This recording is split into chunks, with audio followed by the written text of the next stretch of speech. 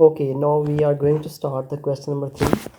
For this question, we will be using the expression obtained in the previous part. So let's read the question. So here we are given with the gradient operator, which is the vector partial over partial x comma partial over partial y. But if we want, we could rewritten this one as a partial by partial xi in the vector form as a in terms of unit vectors partial by partial y j. Okay, so using this form or this form, we have to solve these 4 parts.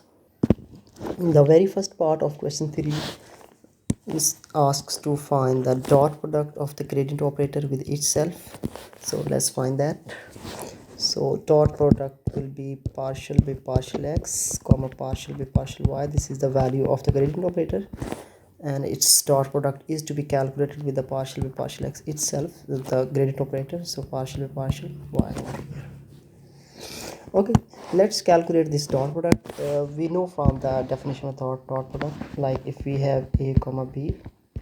By the way, here a comma b I means ai plus bj. So if I take the dot product of the vector, it will be equal to a square plus b square. This is because we know that the I component multiplies with the I component and the j component multiplies with the j component, and then we add them.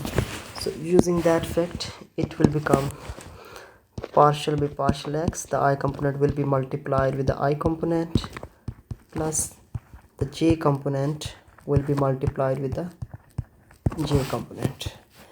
So we will not be writing this one in this way. I mean, this is not like partial by partial x square.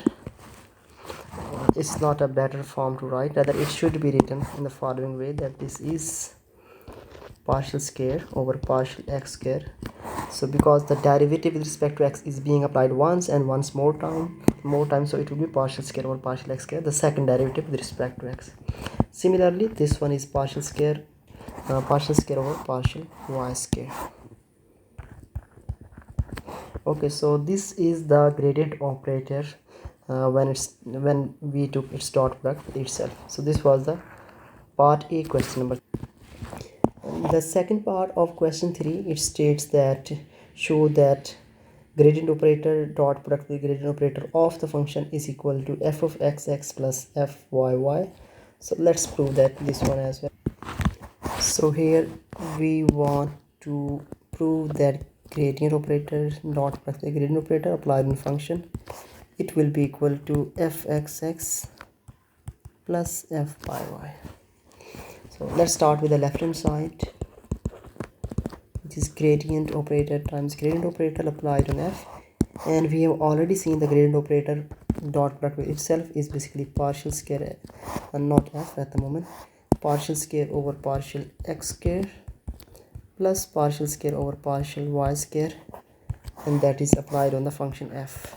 So let's apply this second order derivative on the f, which will be partial square f over partial x square plus partial square f over partial y square. So the first one is a second order derivative of f, so that can be written as fxx. That's the alternate notation. And the second one can be written as fyy, and that's what we were looking for. That is the right hand side.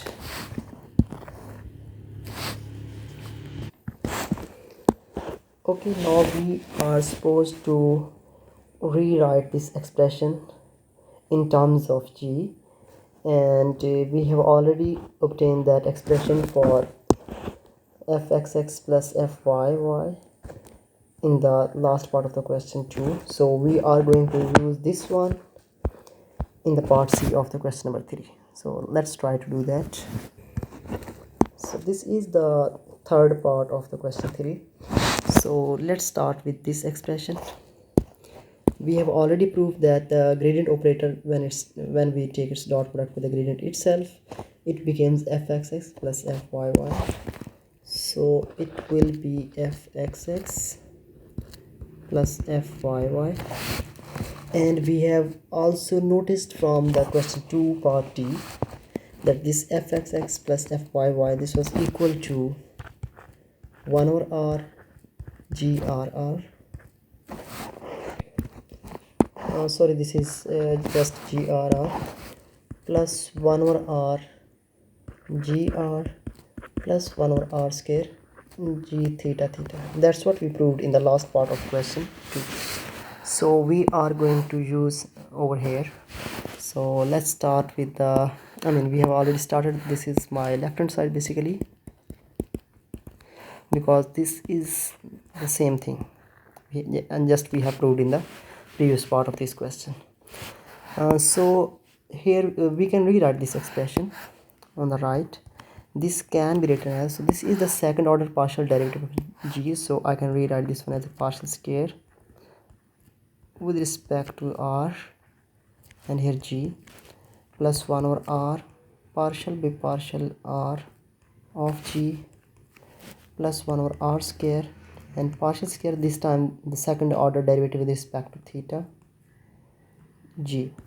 So further this can be rewritten as partial square over partial r square plus 1 over r partial by partial r plus 1 over r square partial square over partial theta square g. So you can notice that this is the thing which was to be filled. So it means on the blank space we were looking at the expression, that expression is this one, because here we have g. So from here we can write that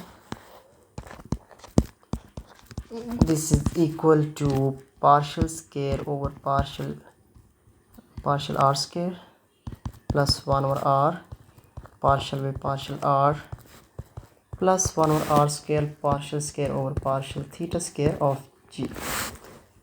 So this is the expression we have just obtained. And now we will be using the expression obtained in this part C, and just like we obtained the expression over here in the solution of this part.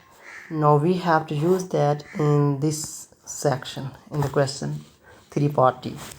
So here is the square of this delta dot delta. So let's try this one. So we are looking for the expression for this one, and there is a square on that. So because this is a square of this operator, so I can firstly rewrite this one, delta dot delta multiply with delta dot delta, this gradient operator, and f. And we have already obtained an expression for this one in the previous part, so let's use that one. So I will be writing this delta dot delta as it is in the beginning. So here I'm going to write an expression for this one. So we have already obtained the expression for this one is equal to partial square over partial r square plus 1 over r partial by partial r, then it's plus 1 over r square partial square over partial theta square g. This is on the place of this one.